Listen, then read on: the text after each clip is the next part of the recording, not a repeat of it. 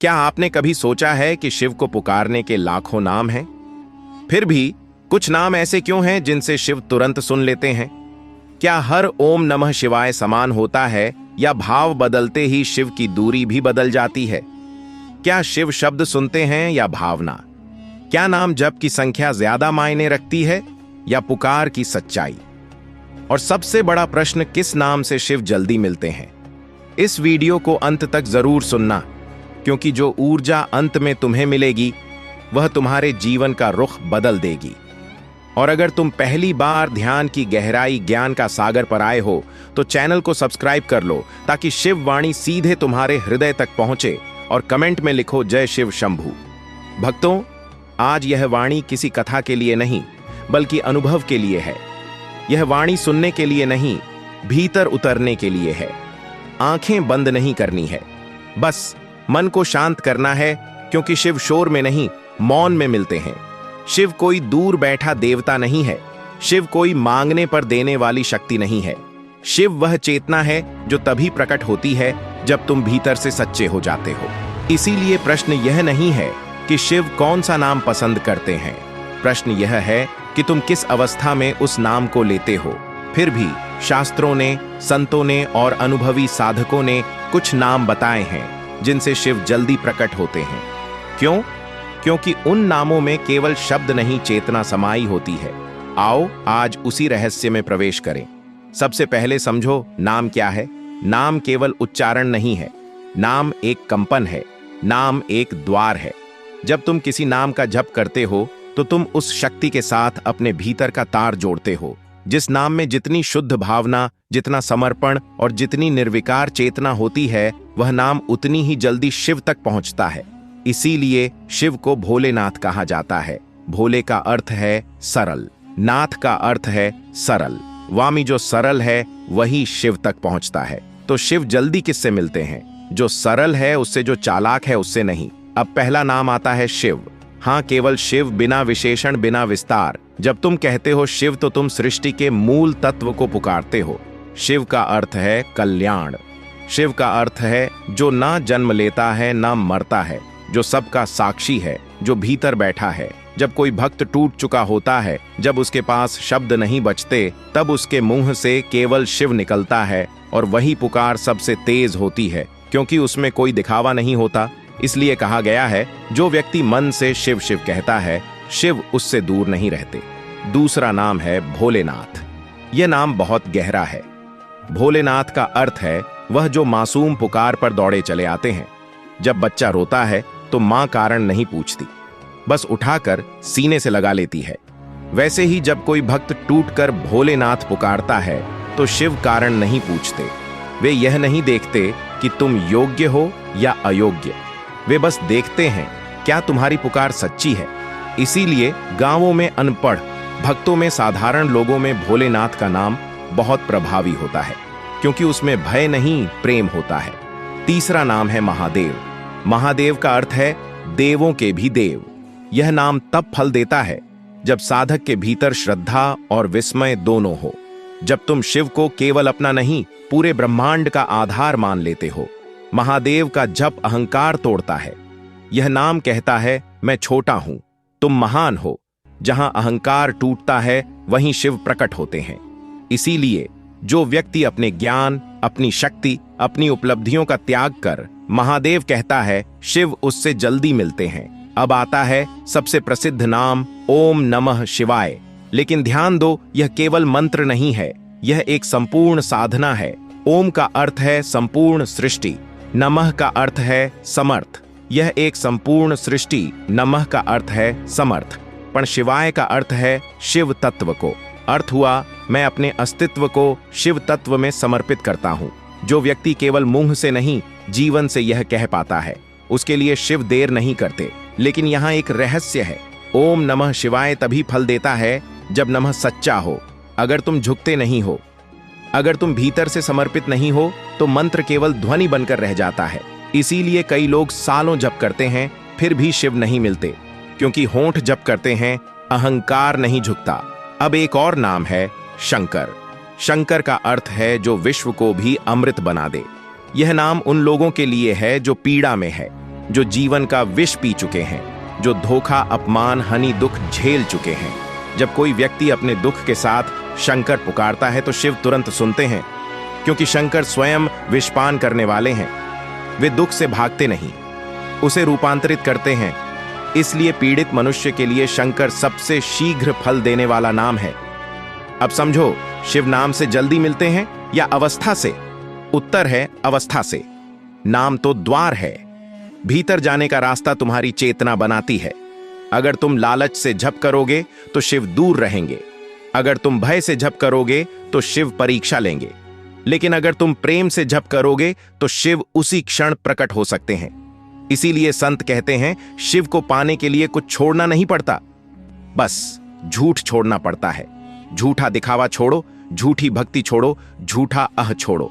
जब तुम भीतर से सच्चे हो जाते हो, तब चाहे तुम शिव कहो, भोलेनाथ कहो या केवल आह भरो, शिव सुन लेते हैं। शिव उस नाम से जल्दी मिलते हैं जिसमें तुम खुद को खो देते हो, जिस नाम को लेते समय तुम्हें याद ही नहीं रहता कि तुम कौन हो, तुम्हारी समस्या क्या है, तुम्हारी पहचान क्या है।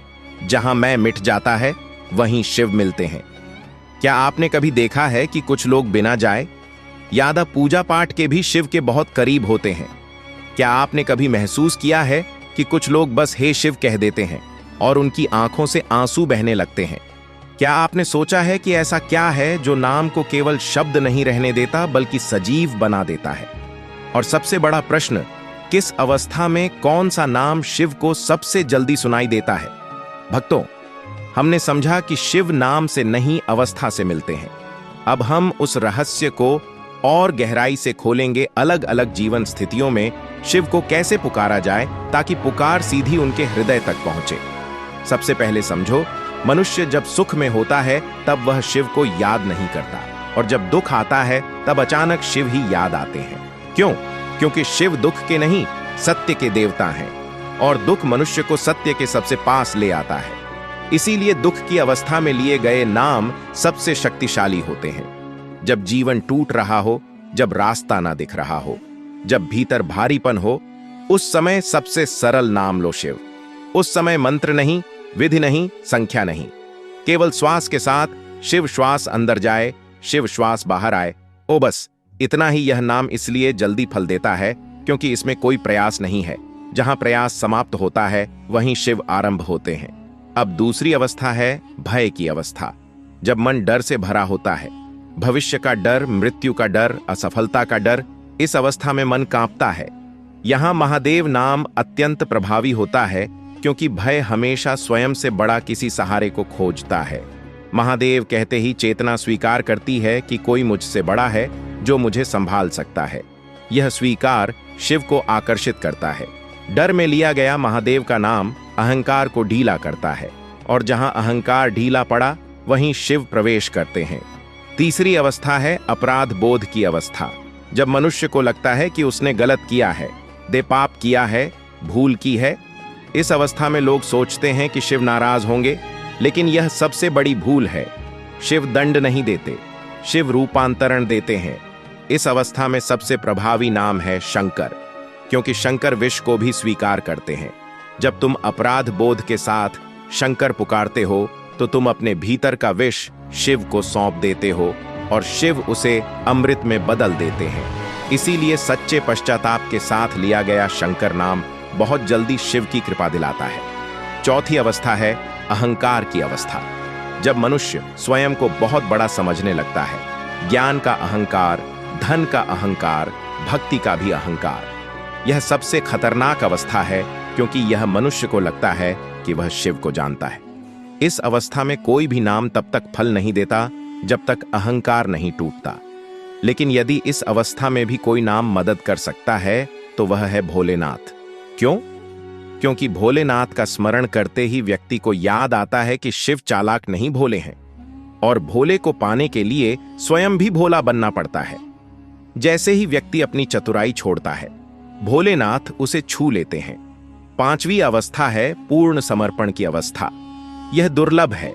यह तब आती है जब व्यक्ति कह देता है अब कुछ नहीं चाहिए, ना सुख, ना दुख, ना मुक्ति, ना सिद्ध, केवल तू। इस अवस्था में ओम नमः शिवाय अपने पूर्ण रूप में प्रकट होता है। यह नमः केवल शब्द नहीं रहता, यह जीवन की स्थिति बन जाता है।